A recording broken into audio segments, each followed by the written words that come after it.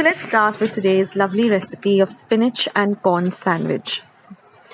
So to a pan, I'll be adding 1 tablespoon of olive oil. Now you don't need to heat olive oil. So immediately I'm going to be adding 1 tablespoon of whole wheat flour.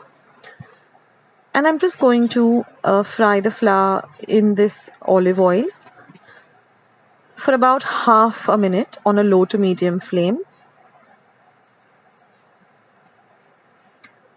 Basically, we're preparing a white sauce. So now I'm going to add 1 cup of milk. Now keep stirring this till the milk thickens like this and it becomes into a nice thick consistency, or a regular white sauce like we would use for a pasta. Now to this I'm going to add 1 cup of blanched spinach or palak. So what I did is I took roughly 2 cups of spinach, and then I just put it into my pressure pan, added about 1/4 cup of water and just kept it on high for 1 whistle. And the minute the whistle went off, I put the flame off. Then I drained all the excess water from the spinach and let it cool completely. And now we're going to use it. And then I just chopped it up roughly and we put it into the white sauce. So now I'm going to add some salt to taste. I will leave the instructions of how to blanch spinach or palak. There are 2 ways. I'll mention both the ways. You can check it in the description box as well as in the comment section. Now I'm going to add a 1/4 cup of corn. Now I haven't boiled the corn because we are going to cook it in this palak, so it cooks very fast. As well as when we grill the sandwich, again it gets cooked. So you don't need to boil the corn separately, just add the corn. Now I'm going to flavor it with 1 teaspoon of pepper powder.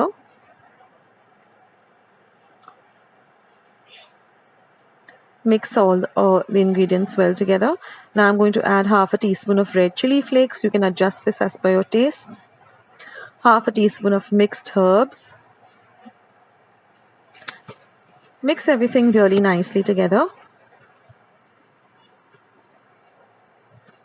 This is a nice way of using palak in your food, and a different kind of a recipe altogether. And now I'm just going to add a little bit of cheese. Now I've turned the flame off because with the heat of the mixture, the cheese is going to melt. Now I'm using a mixture of regular processed cheese and mozzarella because I want that stringy effect. So you can either use that or you can just use whatever cheese you have at hand. Just grate it or shred it and add it. And now with the residue heat, the cheese is going to melt, so you can turn the flame off.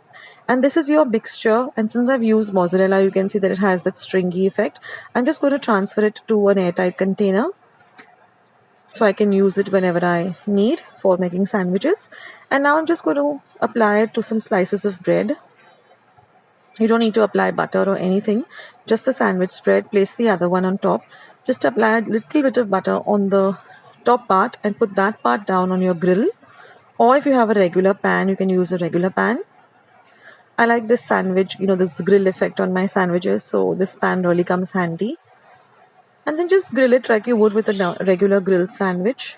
And this mixture can be stored in your refrigerator for about at least 4 days. So you can use white bread, you can use whole wheat bread, you can use brown bread, the choice is yours. And that's it, guys. Your sandwiches are ready. Make them nice and crispy. And you'll see that the cheese also melts very nicely with the heat. And it tastes really delicious. If you haven't tried this spinach and corn or palak and corn recipe, then please do. And then you just can cut it up into 2s or 4s. And it is super delicious.